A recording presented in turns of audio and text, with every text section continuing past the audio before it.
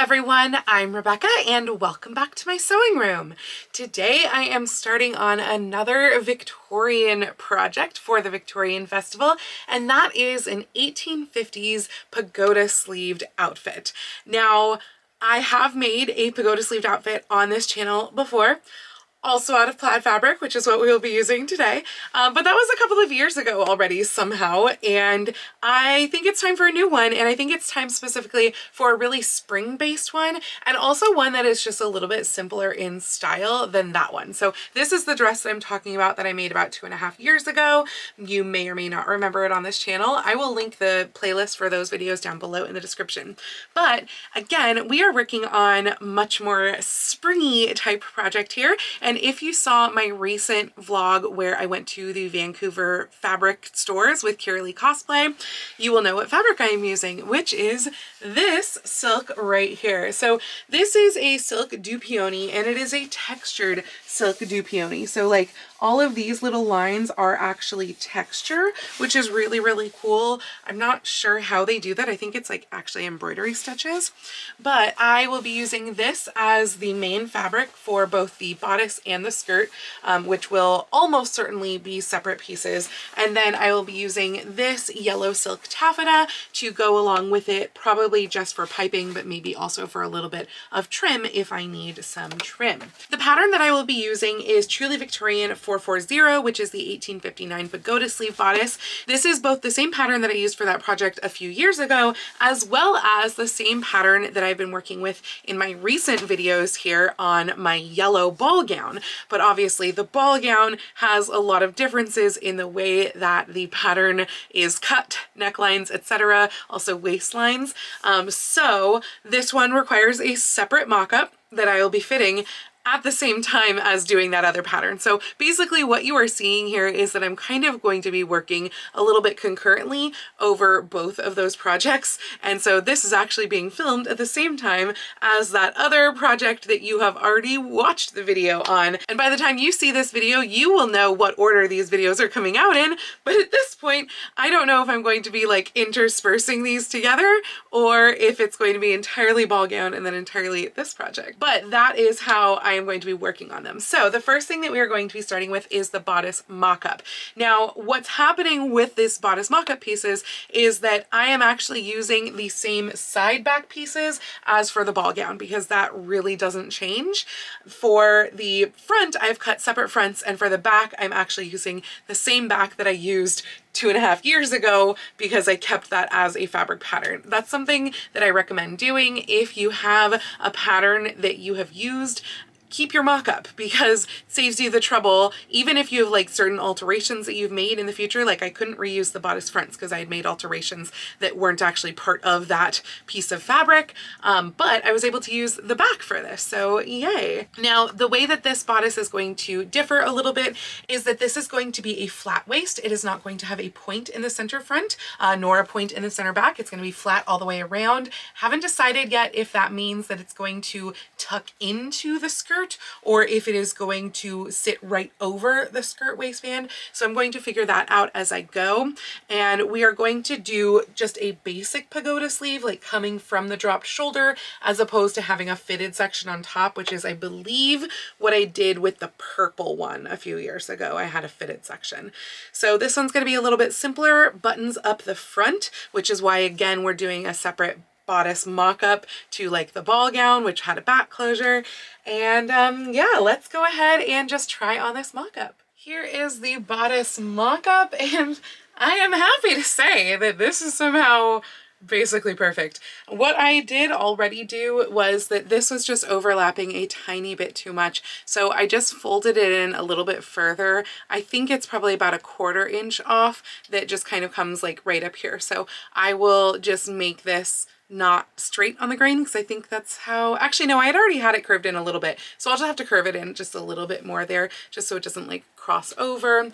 And I did also fold it in a tiny bit at the waist, I think also that 1/4 inch, so I have to see if that is the correct amount, but I think that that is probably what I need to do. And so I'm just going to have a slightly curved front like that.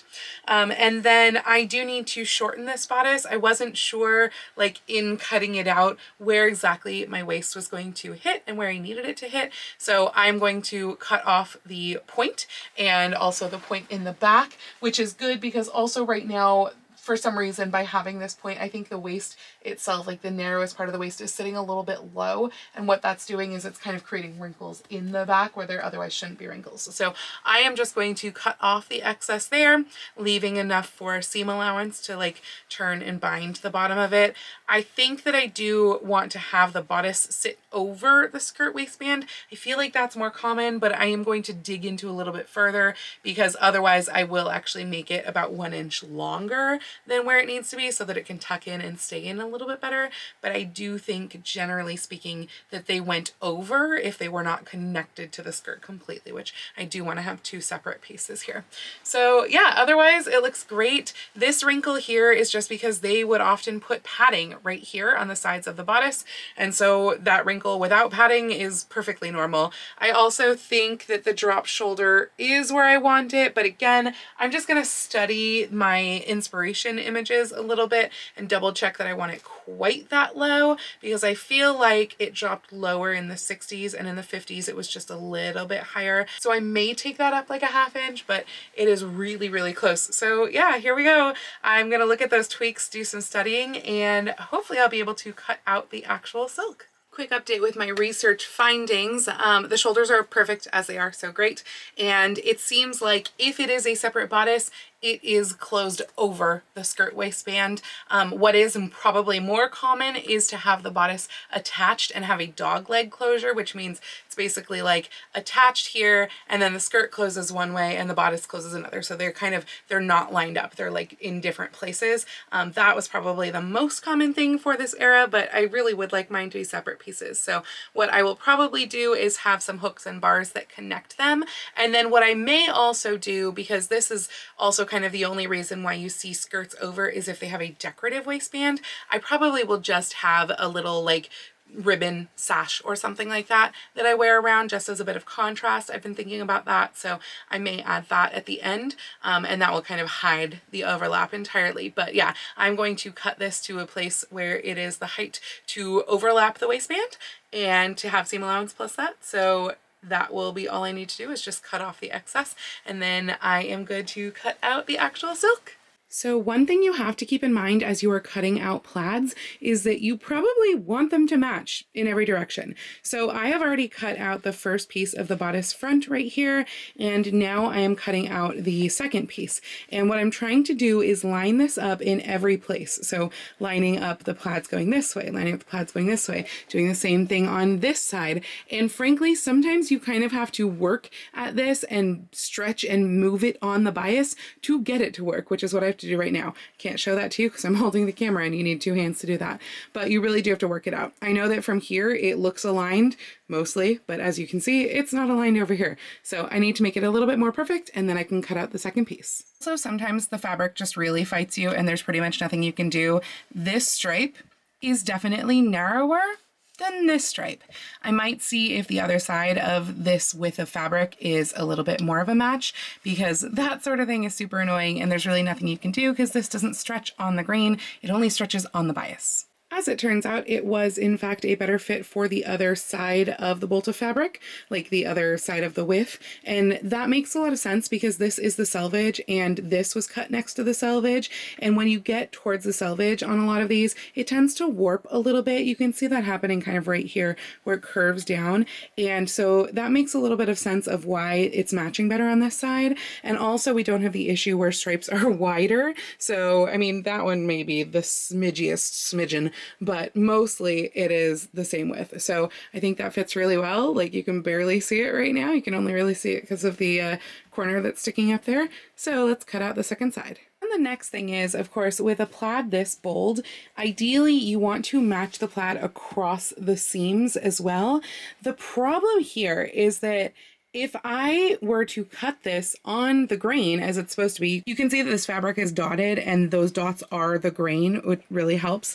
And if I were to cut this on the grain, we're not going to get an exact pattern match because it curves away from their pattern. So you can see like this is the edge of the piece it's going to be connected to, and it's pretty much straight grain. This isn't. So I could either cut this not on the grain, which is probably not ideal, or I could cut it so that the top part matches and the bottom part's a little off, or vice versa. So I'm gonna have a little think about how I want to cut it and just cut it however I decide. Just so you can see what I'm talking about a little bit more, I have this piece now mostly lined up with the side back piece there. The side back piece is currently on the grain that it is supposed to be, and this is basically what we would be seeing. So you can see that it is pretty close, but it is a little bit off.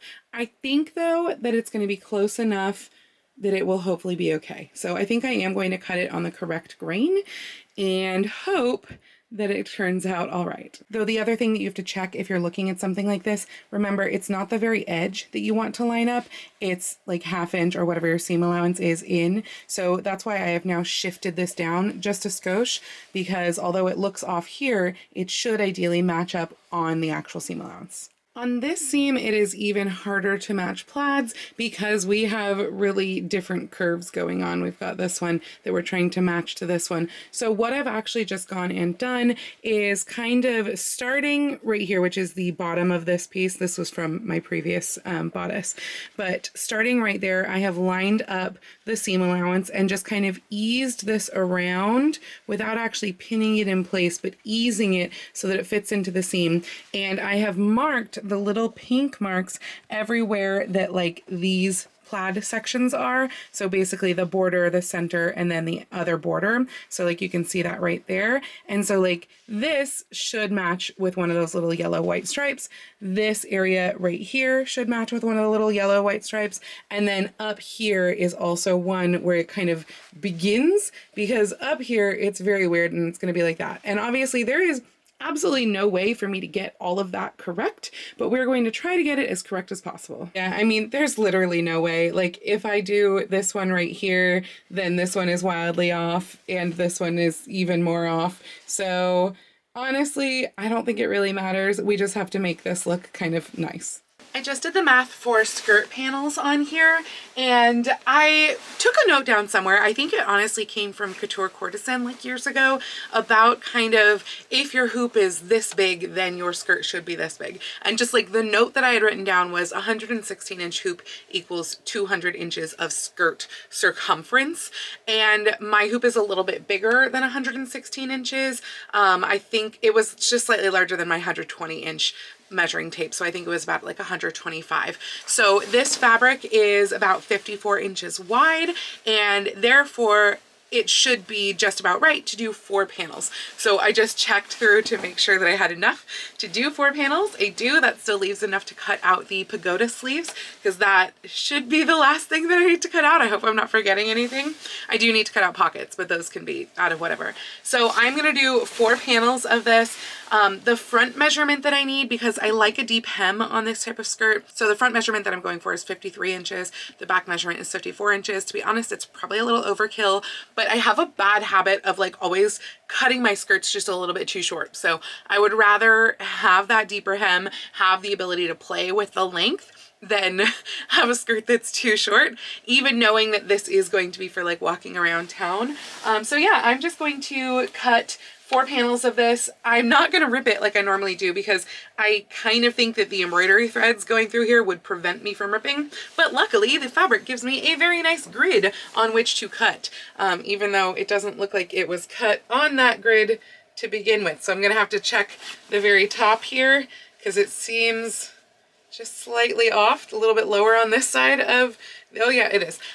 So I will even that out, and then I will cut 4 panels, and I have to figure out where I'm going to place seams, because like ideally you would have side seams for pockets, right? But also ideally you would not have a center front seam. And so I would like to avoid having a center front seam, so I may wind up shifting things around. I may even take one of these panels and divide it into two so that I actually wind up with more panels overall, but the ability to place pockets in a better place and not have a seam right in the center front. I don't mind a center back seam, that's fine. So yeah, I'll just kind of have to shuffle things around and play with it, but I'm going to cut that out of the silk, and then I'm also going to cut it out of cotton organdy because it's going to be flat lined cotton organdy. That is in the dryer right now, and I bought 20 yards of cotton organdy because I realized that I didn't have any, and I'm making all these Victorians, and you just need to flatline silk skirts with cotton organdy. Like, it just makes your skirts look so much better. I get mine from Vogue Fabrics. I find that they have the best prices, and luckily they shipped it really fast. And I got 20 yards and it just barely fit in my washing machine. But now I'm gonna have to press 20 yards of cotton organdy and I'm dreading all of it. So I'm gonna get these 4 panels cut out and then go start cutting out that cotton organdy and pressing everything for the rest of my life. So I've decided that what I'm going to do panel-wise is 1 large front panel, then 2 half panels, and then the pockets on the either side of the half panels, because that'll put them at the halfway point, and then 2 large panels with a seam then in the center back. That's a good way to kind of distribute things and not wind up with seams or pockets in places where you don't want them. So I'm going to get those cut properly and I'll be good to go. Oh, and I feel like this kind of goes without saying, but obviously when we're working with a plaid like this, you want to make sure that all of the panels are cut with the same repeat, so they all start in the same place at the top. Luckily, this repeat is basically 54 inches, so that actually works really perfectly, because this part at the top, so I've kind of marked, I made a little mark where 54 inches is here, and if we line this part up with the top, you can see that it is like within, I don't know, 1/4 of an inch, I think, perfectly. So I'm probably just going to cut it down that 1/4 inch a little bit more, give myself 54 1/4 inches as my repeat, and just cut there and level off the hem when I'm done. If anyone had any doubts about Maisie being my child, she has excellent taste. She has made a little nest of my silk. Maisie, I need that back. I need to cut the organdy lining to go with it. Miss Maze.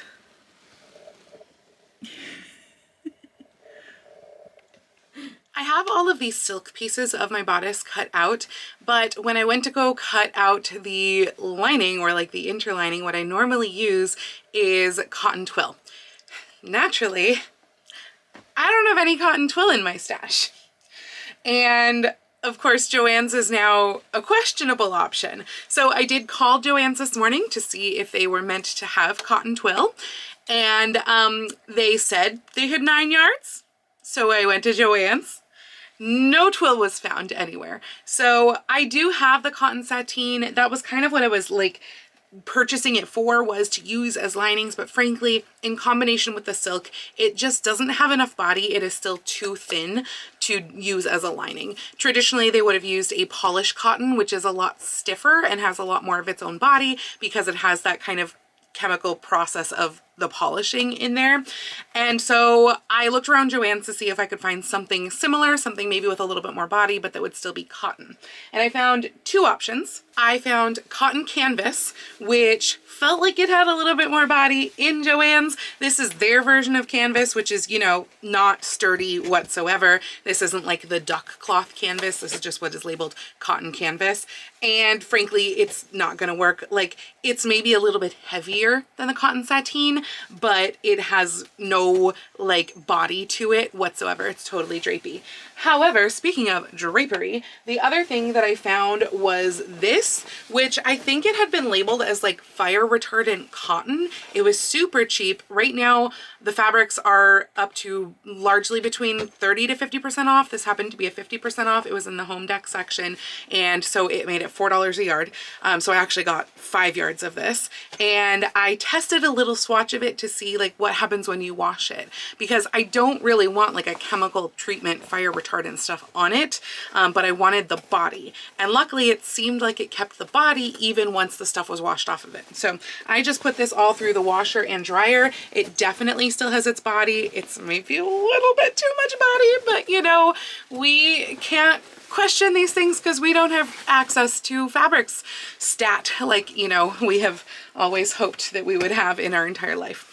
So I'm going to cut out the bodice interlinings out of this, and I say interlinings, but it's flat linings. I don't use a separate lining. These are not bagged line. So yeah, I'm going to go ahead and cut all of the bodice pieces out of this and flatline everything together with my serger, and we can assemble the bodice. Well, I knew it was going to be a challenge to match these up, but frankly, I did a pretty good job considering this is a curved seam and everything. Like, that is pretty close. I knew there was just no way that this would go together, but like, it's pretty close. So here is the bodice in the actual silk with that thicker cotton lining. What's really weird is that I am getting so much excess over here.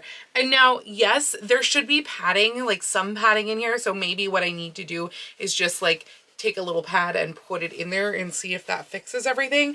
But it just feels like so much excess that it is moving this very far away from the arm's eye, which I don't love. And I don't know that padding is going to solve that. Like, it feels like it wants to be darted, which it shouldn't be darted. That's not a thing that they did. They put padding in there instead to make everything look very rounded. But yeah, it's just a little bit weird there. I think everything else is fitting really well though. I kind of wish that I had paid even closer attention to how it would overlap in my like fabric cutting for pattern matching, because as you can see, like, I wish that this little stripe right here completely overlapped this stripe on this side, and it doesn't. That's not how I cut it. I cut it mirrored to each other, and in the mirroring, this is what winds up happening. So that's kind of unfortunate. I have not pinned up at the top yet because since I haven't taken the seam allowance out, it is like so tight at the top. But I think that is just a matter of like, again, I haven't removed the seam allowance. So with the seam allowance down, that would be, you know, a little bit more down there, and then we'd have a nice little decorative lace collar on there. So yeah, I mean, I think that it works. Like, I think that everything is overlapping as it should. I probably should have pinned this just to look, because basically there should be a 1-inch overlap where all of the layers are kind of folded on both sides, and that is what it should look like there. And then I need to make buttons and buttonholes through that, so I need to figure out what buttons I want to use. Hopefully I've got something in the stash, because I have a feeling Joann's has probably been cleared out of buttons at this point, so I'm sure I have something that will work well. But yeah, I think I'll stick a little padding in here and just see if that fixes the issues. I've put some padding in. I literally just put like loose fiber fill in over here, and then I've got kind of more like a flat cotton batting over here, and nothing honestly seems to be helping. Like, I feel like this is now really weird shaped, and it still is like, it's just going into this area where there is way too much fabric, and kind of same over here. And so I'm wondering if I should actually kind of take this apart at the shoulder and re-manipulate things so that it lines up a little bit differently and like kind of slide things over this way. I don't know why I'm having such an issue now, and I was not having this issue with the mock-up, but like I said in last week's video, this is why you always want to try things on again before you just like make the whole thing out of your actual fabric. I have a feeling because of the stiffer fabric that I've used as the flat lining here, it is just acting differently on my body than the other fabric was. So yeah, I need to fix things around, see what I can do, because something is really wrong here. Oh, and the reason why I think that it's all in like kind of undoing the shoulder seams and sliding things over is that if you notice, if I pull this up like this all smooths out really nicely. And yes, it's not quite as dropped off the shoulder, but frankly, like, it was so dropped off the shoulder. Like, it's so low over here that it's still going to look pretty much correct having it like this sloped off the shoulder and not, you know, this sloped. But I think that that is where the issue is coming from. So I'm going to undo this seam, which will allow me to kind of move it up the, you know, towards my neck. And then this part will get folded in more at the bust, like over the bust. And I think that that will probably help with the weirdness over here. So already this is so much better. I know that this looks really weird, but it is actually much better. So I basically undid almost all of the shoulder seam. There's a little section that is still sewn together at this point. And I had originally repinned the entire shoulder with a tighter seam allowance by the time it got over here. Honestly, I think I did it too tight, which is why I reopened this one back a little bit. So I think that I need it just basically this much open, this little gap right here. And then obviously I opened it at the neck because I knew that I was going to kind of shove everything up towards the neck. Now this does create one issue, which is this does not have a center back seam. The center back of this bodice is cut on the fold. However, you might notice that in doing this, I have needed to take a tuck out of the center back, and I've only put the pin up at the top. I haven't tapered it down lower, but obviously it does need to taper down lower. Sorry for the weird lighting. It is the, wrong time of day here. But this is making things a lot better. Not completely solved, but a lot better over here. And I wonder if I can even go further and make it completely solved over here. However, even at this point, I think we're at a place where once I put the sleeves in, it will kind of look less bad, if that makes sense. I don't think it will be as much of an issue once it has sleeves in. It's not great, but it is way better than it was before. And what's interesting about this is that the ball gown bodice that you guys saw last week, if you remember in that video, I needed to take the shoulders up and I needed to take the back in. Neither of those were things that really needed to happen on the mock-up for this, interestingly enough. The mock-up seemed to just fit, which it clearly didn't once we translated it to the silk. But I think we're in a slightly better place now. So I'm going to kind of repin the shoulders and pin out the back. Actually, if I need to kind of create a dart in the center back is really what I'm thinking. And maybe, figure out where the neckline needs to go to, because obviously right now it is opened too far. It does need to go closer up to here, because then 1/2 inch will go away from seam allowance. So yeah, I've got a little bit more work to do on this. I might also see if it can kind of curve in even more just to really get rid of this excess, but we are a lot closer now than we were a few minutes ago. Okay, I think I have fixed the majority of the issues here. I undid the entire shoulder seam, and I actually moved up the front half 1/2 inch in from the back half. So you can see they no longer align at the shoulder. Obviously they don't want to line at the neck either. But yeah, I moved those up, and I feel like that has eliminated a lot of the issue over here. It's not gone. There is still, I could take a dart here. I still don't want to, but I could. And I don't really think that moving the shoulders up more than that 1/2 inch from the back is going to make any more of a difference, though I am tempted to try it, to be honest. But I also took a little bit of a dart in from the center back here. It's very narrow, and I did it, I think, on the inside, so you probably can't even see it at all. But I did do a little bit of a dart. It goes down pretty much to mid back over here. And yeah, I think it's in a much better place now. So I may try sliding the shoulders up even more than that 1/2 inch, but otherwise I'm just going to draw in the new neckline where things need to be and just go from there. Obviously, the other thing that happened with this is that this, which used to be basically on grain at the center front, is absolutely no longer on grain at all. You can see how much this is folded in over here. So it's not as pretty looking as it was before when we had that nice line right up the center.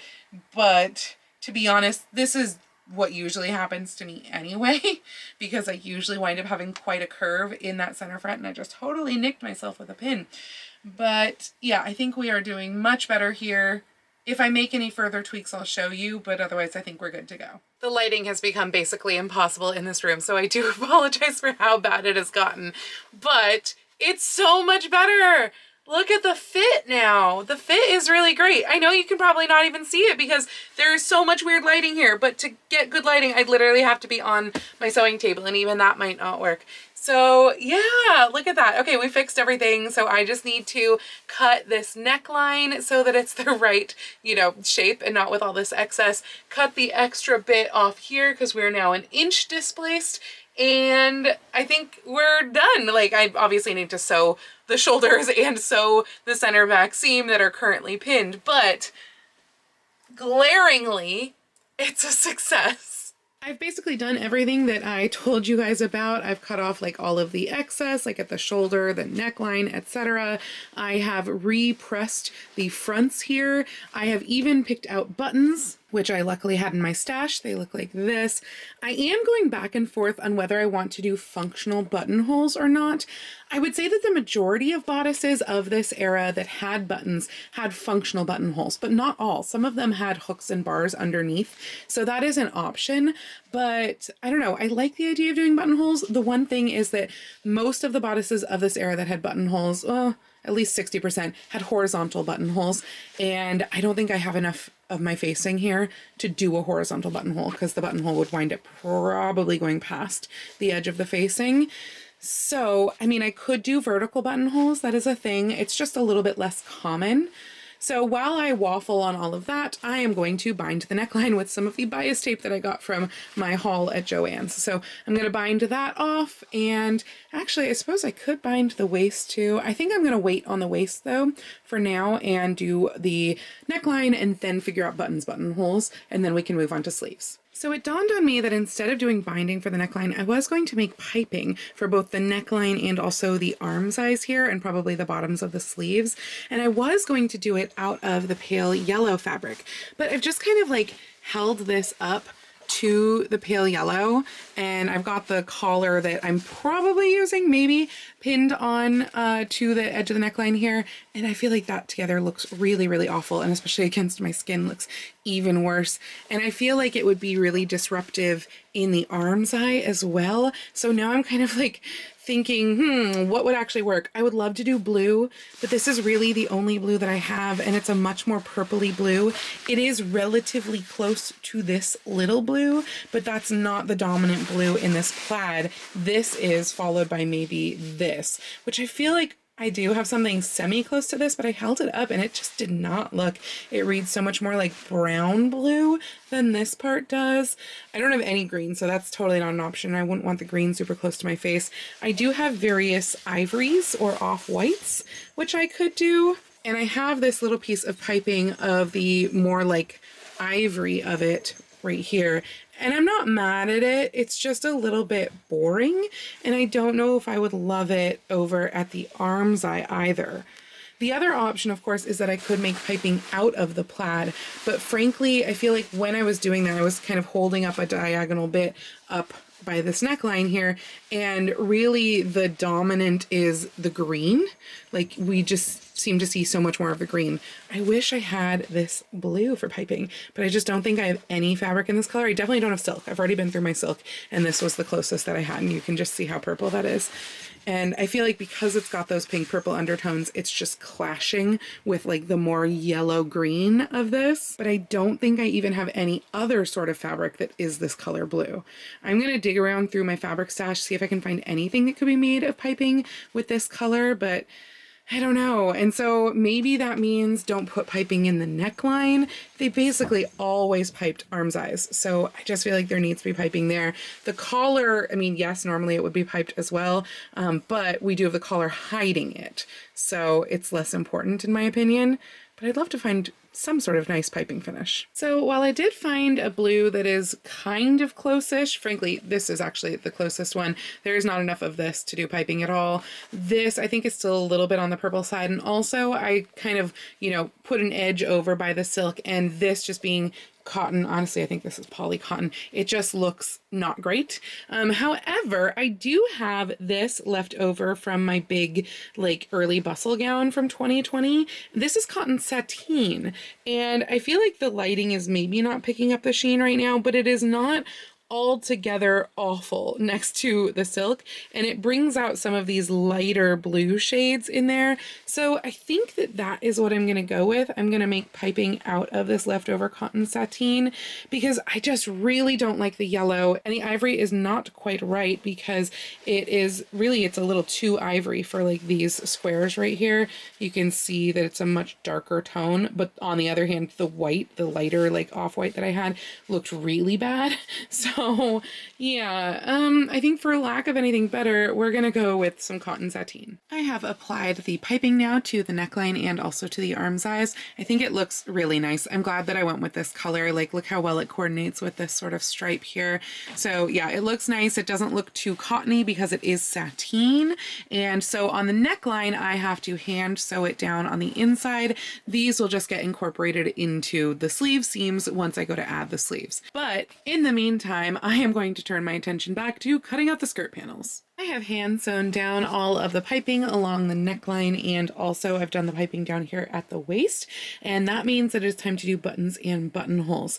Yes, I know, I haven't actually cut out the skirt yet. We're working on the bodice instead. So I've just matched up my plaids across here. I've got a ham in here so that I could get the curve of the bust, and now I'm going to mark for buttons and buttonholes. I am going to do horizontal buttonholes with right over left, but frankly, you see probably more left over right in this era than you do right over left, which is the usual women's style today. But you do see some right over left, so that's why I'm going right over left. So yeah, this side's going to get the buttonholes, this side is going to get the buttons, and we will put all of those on. I'm just doing machine buttonholes horizontal and should be good. All of the buttons and buttonholes are now complete. So that means that the bodice, like as the bodice, as in not sleeves, is actually complete as well. I need to do the sleeves, obviously. I need to sew on the collar, which that's really just something that like you baste on so that you can remove it later. But I do need to put that on. And then obviously I need to make the skirt. The skirt should be relatively easy. Honestly, the hardest part of it is going to be just cutting out the flat lining, because cotton organdy is really annoying to cut out and to flatline with, particularly when you don't have an ironing or sewing table that is large enough for the skirt panels. It just gets a little bit frustrating. So I have to do that, but I'm hoping that I can finish this entire project in like one more video, basically, like one more week. I do not know, however, if I will be continuing on with this project in next week's video, or if next week's video I will be going back to the ball gown project that you saw last week. So it will be one of those. I am making these concurrently, and if I finish them both up like super quickly, then maybe I can actually still make the bustle gown that I wanted to in time for the Victorian Festival. So hopefully that happens. However, it is now less than 4 weeks to the Victorian Festival, which is just like, how did we get here? How is it so close? I would really like to make a bustle gown, and I don't think I can make a bustle gown in 2 weeks, basically. So we'll see what happens. But all of this is very fun and exciting, and hopefully you are enjoying these projects so far. If you like this video, please go ahead and click the thumbs up icon. And if you'd like to see more videos like this from me, please go ahead and click subscribe and the little bell icon to be notified every time I post a new video. I do post videos here on YouTube at least once a week, usually with sewing vlogs like this out on Tuesdays, but sometimes with additional costuming or sewing related content out on Saturdays. But I post every day over on my Instagram, so please go follow me on Instagram. That's at Lady Rebecca Fashions. And if you'd like to help support all of the work that I do on this channel, I do have a link to my Patreon and my Ko-fi down in the description below, or you can send me a super thanks or join my YouTube channel memberships right here on YouTube below the video. I'd also like to give a special shout out to my Edwardian level patrons, Jean and Kim. Thank you all so much for joining me today. I hope you all have a wonderful week, and I will see you very soon in my next video. Happy sewing!